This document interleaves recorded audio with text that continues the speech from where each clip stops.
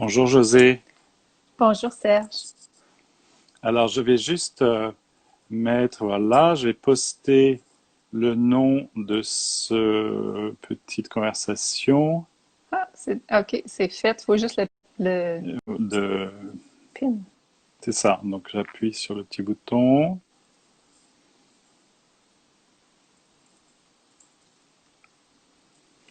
Voilà. On peut attendre quelques instants pour que les gens puissent se joindre à nous.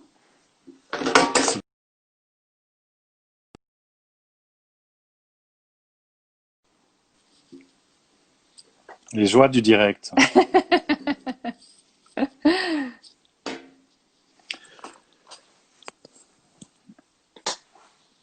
Est-ce que là ça me va? Oui, on se voit. Oui, est-ce que Bonjour tout le monde. le son est bien? Moi je t'entends très bien. OK. J'espère que nos spectateurs, comment on appelle ça d'ailleurs, un Instagram live? Nos C'est des spectateurs, auditeurs, des j'imagine. Oui, les spectateurs, auditeurs, des visiteurs, nos amis. c'est ça. Si quelqu'un peut confirmer dans les commentaires que le son est correct, Je vais encore baisser un peu ça. parfait. Merci, Jonathan.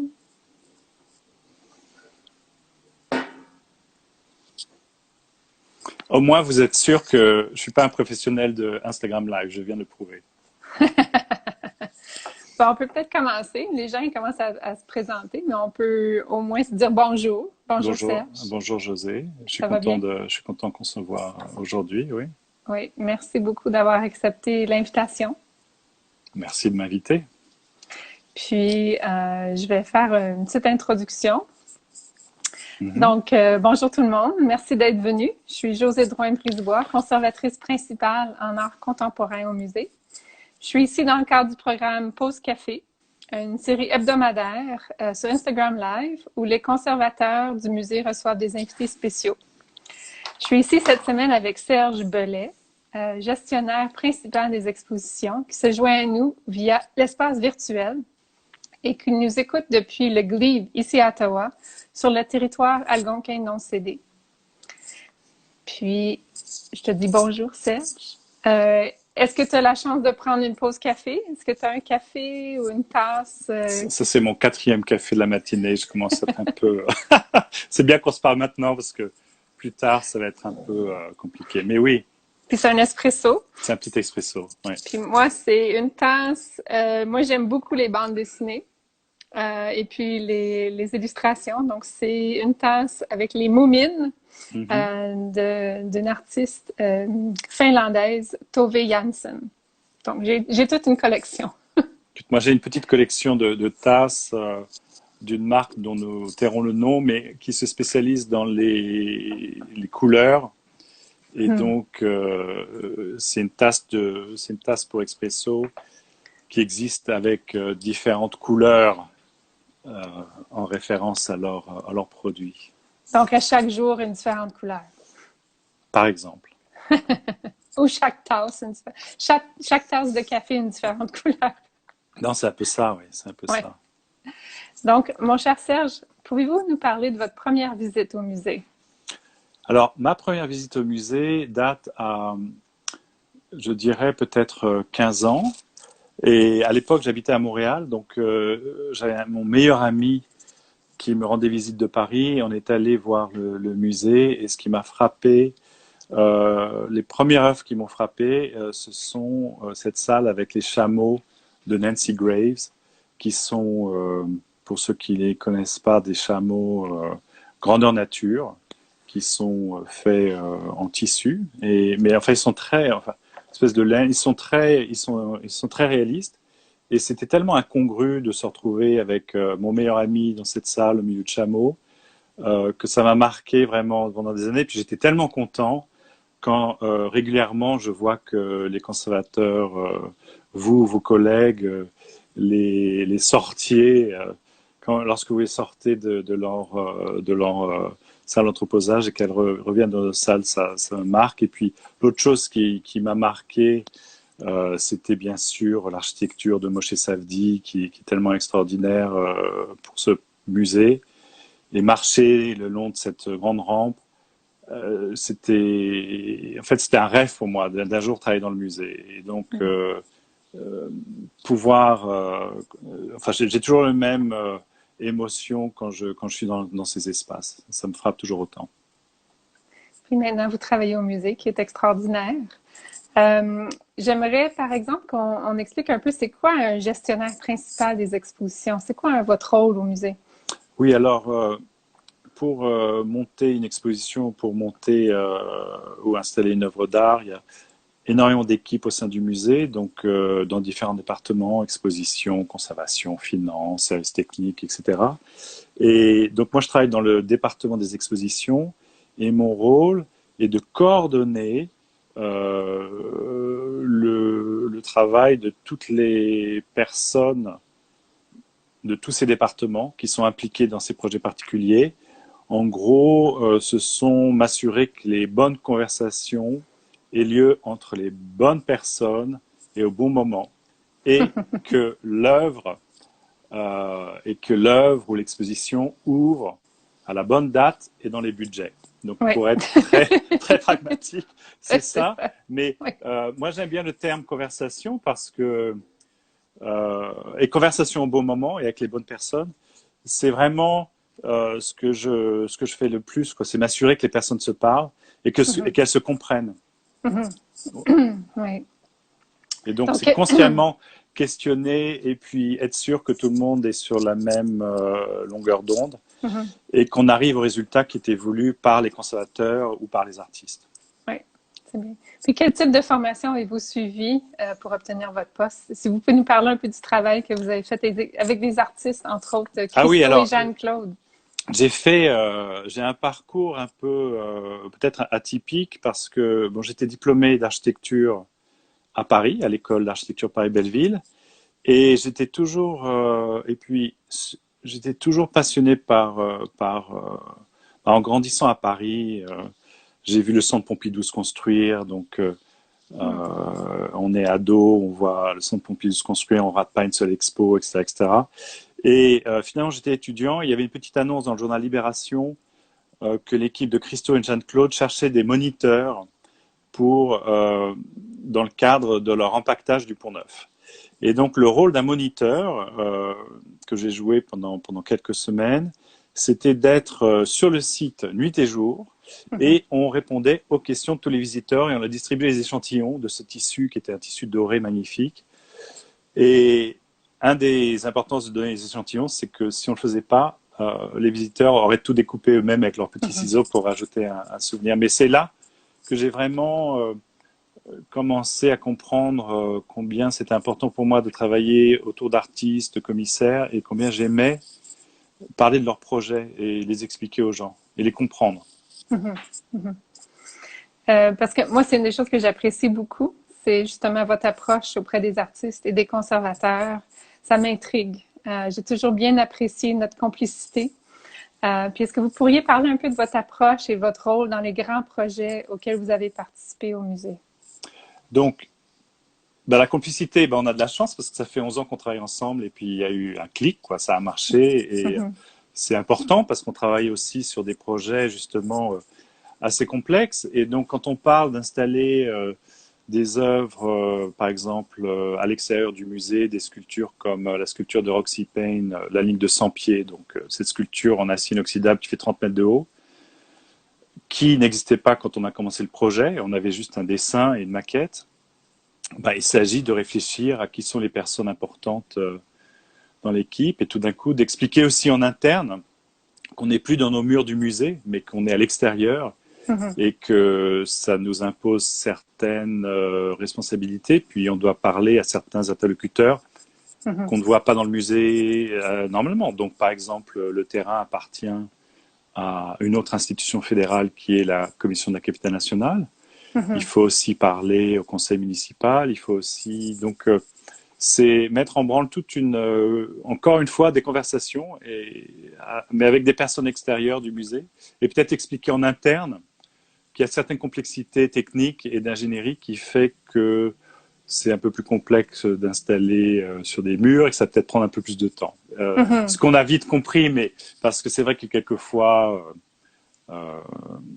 on a une des choses qui change dans ma carrière entre passer d'architecture, j'ai travaillé beaucoup sur des musées, notamment dans l'agence à Londres de Norman Foster, et travailler dans un musée sur des projets d'expo, c'est la durée. C'est-à-dire qu'en architecture, on est sur un projet qui va faire 5 à 10 ans pour exister, tandis que installer Roxy Pain, on l'a fait en 18 mois, Mhm. entre l'esquisse qu'on a reçue et l'inauguration. Donc Oui, oui. le temps est beaucoup plus serré. C'est vrai, c'est vrai.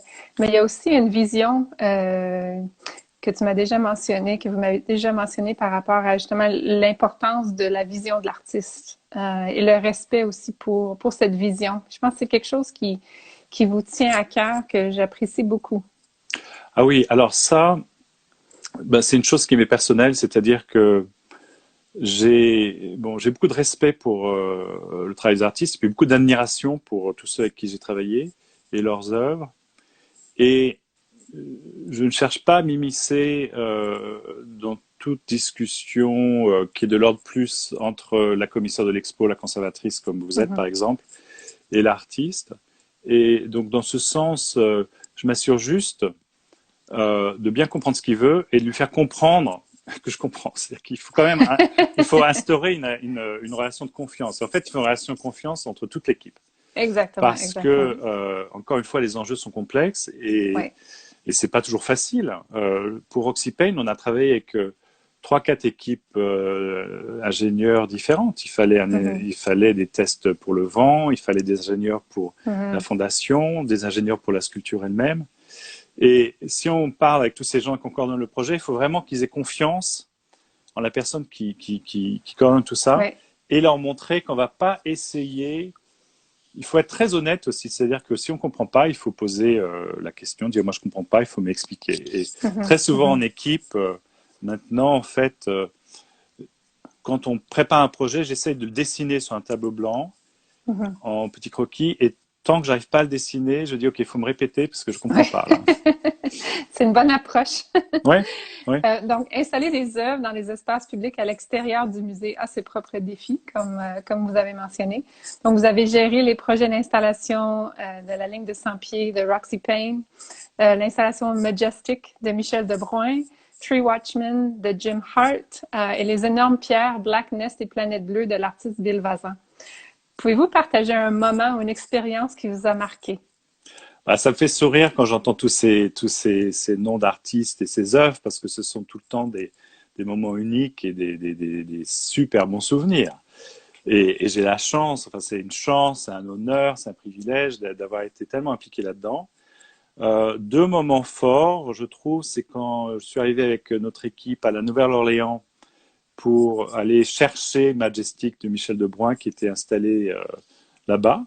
Et c'était une très belle. Moi, je parle de rencontres avec ces œuvres, hein, parce que finalement, on les connaît pas a priori. C'est comme des nouvelles personnes. Quoi. On les connaît pas. Soit elles existent déjà, soit elles n'existent pas encore. Mais il y a un moment, c'est une rencontre. Et ça, c'était vraiment superbe. Et puis une autre image qui m'a marqué toujours, c'est voir la sculpture de Roxy Payne une fois qu'elle a été soudée sur place. Elle est arrivée en 3 pièces gigantesques. Bah, l'avoir suspendue dans le ciel à une grue absolument gigantesque, ça c'était un moment absolument mémorable, un peu inquiétant parce que bon, c'était gigantesque, ouais, c'était dans le ciel quoi. Donc Ouais, c'est on ça. s'est tous un peu reculés et Je voilà. me Ouais. souviens de ce moment. Je me souviens vraiment de ce moment. C'était tout le monde était excité. Même, je me souviens, plusieurs du personnel du musée étaient rassemblés pour voir. Puis on pouvait voir aussi de la passerelle entre le musée et les bureaux, voir justement un peu de loin l'effet. C'était extraordinaire. Extraordinaire. Et puis il y avait un peu une notion de fragilité, alors que maintenant la sculpture n'évoque pas tellement la fragilité, elle est bien ancrée dans le sol. Bon, Mhm. même si bon, elle a un diamètre, je sais pas, c'est 1 mètre, quelque chose, et puis tout en haut, c'est juste 1 centimètre.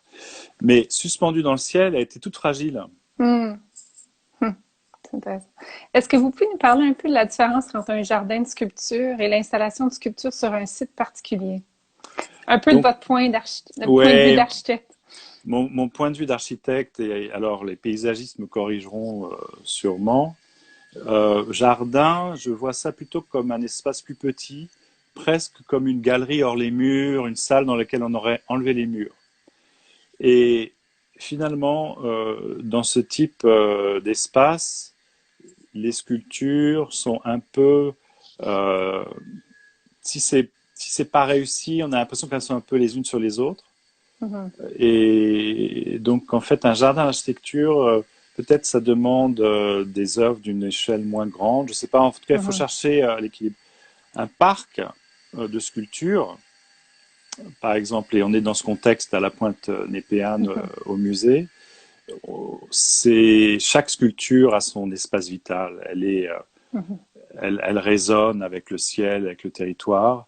Mhm. Euh, et je pense que le placement qu'on a organisé avec vous, avec les artistes, avec la paysagiste Cornelia Oberländer, par exemple pour Oxypain, et Mhm. le travail qu'on a fait pour placer Majestic, ces sculptures, on les voit de l'une à l'autre, mais il y a un dialogue qui existe, mais très respectueux. C'est-à-dire qu'il n'y en a Mhm. aucune qui domine l'autre. Même chose pour les roches de Bilvazan. Il voulait créer une espèce de petite clairière avec des arbres autour. Euh, Mhm. voilà, le parc, on est plus dans une notion de territoire. Mhm. Mais j'aime beaucoup l'idée de l'espace vital autour des sculptures. Puis pour moi, c'est important aussi pour créer justement cette rencontre avec les visiteurs que vous avez mentionné. Puis vous avez mentionné Cornelia Ann Oberlander, qui est une paysagiste importante au Canada, architecte paysagiste, qui a travaillé aussi très près de Moshe Safdie dans la conception d'environnement autour du musée. Donc, qui a signé le jardin Taïga, aussi le jardin de Pometier, ainsi que le sentier Up Art. Est-ce que vous pouvez un peu parler de votre relation un peu spéciale avec Cornelia? Cornelia, alors bon, c'est une personne extraordinaire. On se connaît depuis plus de 15 ans parce que quand j'étais chef des expositions au Centre Canada Architecture, on a organisé une exposition sur son travail à l'occasion de l'acquisition de ses archives par le Mhm. centre. Et c'était une rencontre, bon, bah voilà, depuis 15 ans, on s'appelle chaque semaine. Et elle m'apprend beaucoup, elle m'a ouvert les yeux sur l'environnement, sur la nature. Moi, arrivant de Paris, hyper citadin, avec un peu enfin, j'étais pas tellement. Puis alors, tout d'un coup, maintenant, depuis qu'on se parle, il n'y a pas, quand je marche, un brin d'herbe que je regarde. Enfin, j'exagère à peine parce que elle m'a vraiment ouvert les yeux sur ça. Et quand on a commencé à réfléchir sur l'installation de Roxy Payne, j'ai dit, bah, il faut absolument appeler Cornelia. Elle vit, elle travaille à Vancouver, Mhm. parce que c'est quand même un site qu'elle a créé avec Moshe Safdie. Et pour Mhm. moi, c'était crucial qu'il y ait un dialogue entre elle et l'artiste, Mhm. et vous-même, et puis Marc Maillet, le directeur de l'époque. Et donc, elle est venue, elle a sauté d'un avion. Je l'ai appelée à peine 8 jours avant l'installation. Elle a dit, OK, tu me mets dans l'avion lundi à 17h. Wow. Et tu me remets dans l'avion de mercredi soir parce que j'ai une réunion avec Moshe Safdie qui vient de Singapour pour qu'on fasse une conférence à Vancouver. Et tu as ton rapport jeudi matin. Et voilà, Wow. c'est comme ça que ça se Wow. passe. On Wow. a également travaillé avec Cornelia pour les aménagements extérieurs du pavillon du Canada à Mhm. Venise.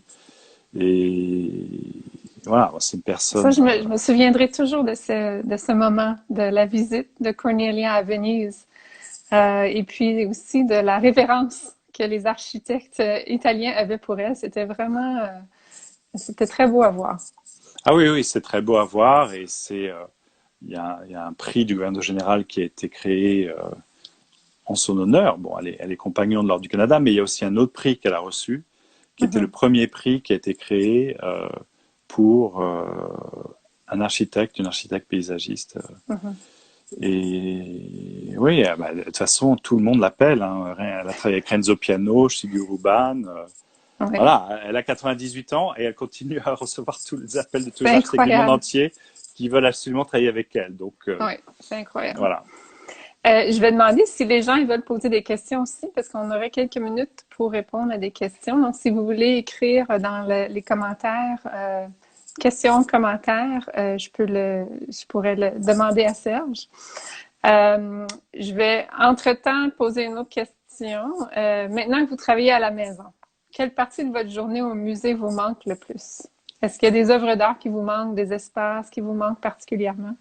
Alors, j'ai eu de la chance parce que samedi, j'ai donné une petite visite guidée des œuvres d'artistes autochtones contemporains, de Yornengo, de Jordan Bennett, de Matao, des artistes peintres du Tribal Women Artists Cooperative. Donc, œuvres que j'ai installées pour l'expo à Badakone et dans les espaces publics et qui sont magnifiques. Et ça, c'était un tel plaisir de les retrouver. Maintenant, ce qui me manque, ce sont évidemment mes collègues, parce que moi, je fonctionne mieux en allant voir les gens, justement, avec la conversation. Les conversations marchent mieux en vrai qu'en Zoom. Ah oui. Ça, c'est une chose, même si on s'arrange, on s'arrange. Et puis après, dans la collection, vite fait, il y a le Cranach, le Klimt, il y a Stella, il y a Donald Judd, il y a le Peter Doig. Mhm. Peter Doig qui a été installé par votre collègue Jonathan Shaughnessy quelques semaines avant la fermeture. Ouais. Cette très très belle toile, Grand Rivière, je crois, ça s'appelle, qui est une, Mhm. enfin qui est une- ça m'hypnotise cette toile. Donc Mhm. oui, ce sont. Mais ça, c'est la beauté aussi de la collection permanente, c'est-à-dire qu'on peut, on crée des amitiés Ouais. et elles sont là. Et moi, j'ai des amitiés dans beaucoup de musées, c'est-à-dire que je sais ce que je vais voir quand je suis au Centre Pompidou, je sais ce que je vais voir si je suis au MoMA, enfin voilà. C'est visiter ses amis d'une Ouais, certaine façon. absolument. Donc, on a une question donc, qui suit un peu sur le fil de notre conversation. Est-ce que vous aimez une œuvre d'art en particulier? En particulier, bah, je viens de faire une petite liste là. Oui. Le Cranach est bien parce que euh, cette femme nue sur un fond noir avec il y a un tout petit insecte en bas. Puis la signature de Cranach aussi est très particulière. Et puis on ne sait pas trop si elle a les pieds sur la lune ou sur la Terre a l'air vraiment des espèces de cratères. Et ça, c'est une toile qui m'a toujours intrigué. Mhm. Mais c'est difficile de dire une toile. Je suis pas très exclusif avec mes amitiés artistiques. C'est peut-être une bonne chose. Mais Ouais. moi, j'aime beaucoup l'œuvre de Klimt, justement, parce que même si on pense, par exemple, au moment qu'on vit, et puis cette idée de l'espoir qui est dans le tableau aussi, malgré le fait Mhm. qu'il y a beaucoup aussi de, de morts. Mhm. Donc, je pense que c'est un tableau très important pour nous aujourd'hui. Donc, je vais vous demander si vous avez une question pour moi. Alors oui, parce que on travaille très souvent ensemble, mais finalement les projets arrivent sur ma table longtemps après que vous ayez toutes ces réflexions sur l'acquisition et tout ça. Donc c'est toujours un peu un mystère pour moi. Et je me demande si c'est différent pour vous de faire des acquisitions pour le musée. Quelle est la différence entre des acquisitions pour le musée pour des choses d'échelle qui rentrent dans les murs du musée et des choses qui Mhm. vont être destinées à être à l'extérieur du musée sur le parc, dans le parc Népéan, de la Pointe Népéan par exemple. Oui, ben c'est justement, je pense qu'on en a déjà parlé un peu, mais pour moi, ce qui est intéressant, c'est que les considérations sont différentes. Donc, on Mhm. parle à l'extérieur, par exemple, des rencontres un peu inusitées, des rencontres avec des visiteurs qui sont pas nécessairement en train de chercher Mhm. avoir une rencontre avec une œuvre d'art que j'aime beaucoup. Donc, ça fait un différent type de parcours. Les enjeux sont différents aussi. Donc, on parle d'œuvres qui vont rester dehors avec un environnement changeant, les Mhm. températures changeantes, les saisons, surtout à Ottawa, qui peuvent être un peu difficiles. Ouais, ouais. Donc, c'est sûr qu'on pense à d'autres considérations qu'à l'intérieur du Mhm. musée, dans les murs, qu'on ne pense pas de la même façon. Mais l'échelle est aussi très importante. Puis Mhm. c'est une chose que je pense qu'on est d'accord sur plusieurs points parce que il y a une autre relation, il y a un autre rapport entre l'œuvre d'art comme telle et le terrain, et Ouais. souvent même le bâtiment et la ville même. Mhm. Donc, Ouais. c'est un peu les choses qu'on pense. Et puis, le positionnement des œuvres à l'extérieur est aussi très important. Puis, il Ouais. y a beaucoup de consultations entre autres avec Cornelia, dans le cas de Roxy Payne, mais aussi avec les artistes qui viennent visiter le site et s'assurer que dans leur propre intention, que le positionnement des œuvres respecte ce qu'ils veulent comme rencontre avec les visiteurs. Oui, et c'est presque aussi, en même temps, vous les laissez, bon, peut-être je personnalise un peu tout ça, mais finalement, une fois que c'est plus dans les murs du musée, elles ont leur propre vie, quoi. Oui, exactement. Oui, absolument. Et puis, ils changent. Les œuvres changent. Oui. Puis, ils changent aussi de signification à travers le temps. Donc ça, c'est aussi intéressant de voir comment les œuvres peuvent vivre dans 50 ans, 100 ans plus tard. Pour moi, ça m'intrigue beaucoup. On a eu une autre question, c'est de Burger Man Plays. Est-ce que vous avez hâte de retourner après le confinement? Ah oui, bon euh, j'y étais samedi, j'étais très content. J'ai une petite réunion de chantier vendredi, donc demain. Demain. Et c'est à l'extérieur, on va avoir des masques, on va être super loin parce que c'est sur la. Enfin, on va respecter des distances absolument extraordinaires parce que c'est sur la pointe Népéane justement. Et donc, oui, je suis enchanté de. Oui, je suis Oui. enchanté de venir, quoi. Vous allez visiter nos amis à Exactement, l'extérieur. exactement. Donc, j'ai une dernière question. Je veux remercier tout le monde pour venir, puis merci pour les questions et les commentaires. Il y a plusieurs personnes qui nous saluent, qui sont très heureux de nous voir, donc c'est très gentil. Si vous pouviez organiser un dîner avec 3 artistes ou architectes, vivants ou morts, qui inviteriez-vous, mon cher Serge? Oui, alors ça, on en a parlé parce qu'évidemment, et ma première réaction c'est, mais vous savez, José, je ne sais pas si j'ai envie de dîner avec des artistes parce que j'aime bien voir leur œuvre, mais je suis pas sûr que j'aime bien la magie de l'œuvre. Est-ce que je veux en savoir plus sur question tout ça? Mais le fait est que j'aimerais provoquer une conversation entre 3 personnes de siècles divers. Alors, Joseph Beuys, avec cette œuvre piano Infiltration, qui est ce piano emballé de feutre, dont les pieds du piano sont presque des pattes d'éléphant, qui est à Beaubourg. Et ça, c'est un de mes amis. C'est-à-dire que c'est une œuvre, une installation que je vois toujours si je vais à Paris.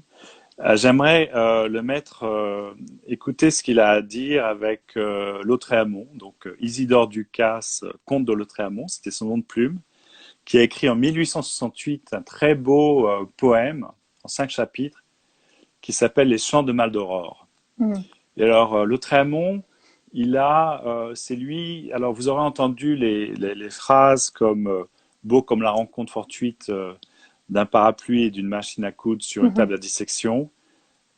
Eh bien, c'est de lui. C'est-à-dire que les surréalistes l'ont reprise. Man Ray en a fait une photo en 1933, mais c'est Lautréamont en 1868. Et Beuys, c'est un siècle après, c'est 1966, sa sculpture. Mais ils ont des environs, je veux dire, cette espèce de piano en feutre, éléphant, les créatures très étranges de Maldoror. Il a toute une scène avec des dialogues avec des requins. Donc je trouve qu'il y a quelque chose. Et puis la troisième personne, complètement incongrue dans ce groupe, est un architecte du XVIIIe siècle, Jean-Jacques Lequeux. Et alors, ça c'est le livre, c'est pas mon livre de chevet, mais il faut que je le relise. C'est mon mentor, Philippe Dubois, à l'école d'architecture, qui a écrit ce bouquin en 1986. Lequeux, une énigme, parce que sa théorie, c'est que Lequeux serait une invention de Marcel Duchamp. Bon, ce qui est probablement tiré par les cheveux, mais c'est quelqu'un qui a créé des univers architecturaux absolument extraordinaires. Il a été présenté à la Morgan Library à New York récemment et au Petit Palais. On commence à s'y réintéresser. Et je pense que ces 3 personnes, avec leur univers très particulier, sont tellement particulières que peut-être qu'elles auraient des choses à se dire. Ou peut-être ce serait le dîner, Ouais, ou peut-être ce serait le dîner le pire avec justement des silences, des gens qui se parlent pas. mais à essayer. Donc, merci beaucoup, Serge. C'était vraiment très bien. J'ai beaucoup appris. Comme j'ai mentionné, j'apprécie beaucoup notre travail ensemble. Et puis, ça me fait un grand plaisir de savoir un peu plus sur votre parcours et vos intérêts et vos passions. Merci, merci. Donc, si les gens veulent revenir, à 3 heures, on va être en anglais sur le site du musée, mais le National Gallery of Canada. L'autre site Instagram. Et puis, joignez-vous ici, joignez-vous à nous ici la semaine prochaine lorsque Jonathan Shaughnessy, conservateur associé en art contemporain, rencontrera Amy Rose, responsable des services aux lectures à la bibliothèque et archives du musée, pour discuter des périodiques avant-gardistes de la collection de livres rares.